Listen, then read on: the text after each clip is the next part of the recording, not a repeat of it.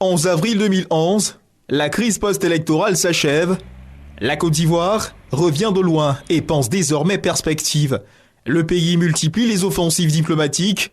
Objectif, se repositionner sur l'échiquier international. Conférences sommet, campagne de séduction des investisseurs. Toutes les stratégies y passent. Les plateformes internationales deviennent la priorité. L'une d'entre elles, certainement la plus prestigieuse, le Conseil de sécurité des Nations Unies. Une offensive diplomatique est en cours en ce moment pour arracher un poste de membre non permanent des Nations Unies. Pour éclairer notre lanterne, nous sollicitons le regard du docteur Traoré Bakary, enseignant-chercheur au département d'histoire à l'université Félix Houphouët-Boigny d'Abidjan. Premièrement, il y a la reconnaissance internationale, de dynamiser un concept qui est cher à notre pays, le code diplomatie. Il y a aussi le crédit personnel du chef de l'État.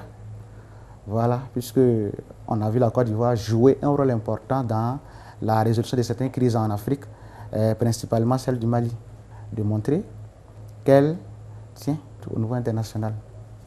Une place de choix dans le concert des nations, de quoi renforcer le capital crédit du pays sur le plan international. Les 5 membres permanents auront besoin de son appui pour faire passer une résolution, parce que toute décision prise par le Conseil de sécurité et qui s'impose à l'ONU doit avoir la faveur des 2/3 des membres du Conseil de sécurité, y compris les 5 membres permanents.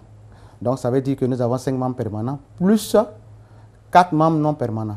On voit que pour toute résolution, il faut quand même avoir l'appui des membres non permanents. Si sa demande est acceptée, la Côte d'Ivoire siégera aux côtés des grandes puissances mondiales que sont les États-Unis, la Russie, la France, la Chine et le Royaume-Uni. Et comme eux, elle fera entendre sa voix sur les grandes décisions qui impactent la marche du monde.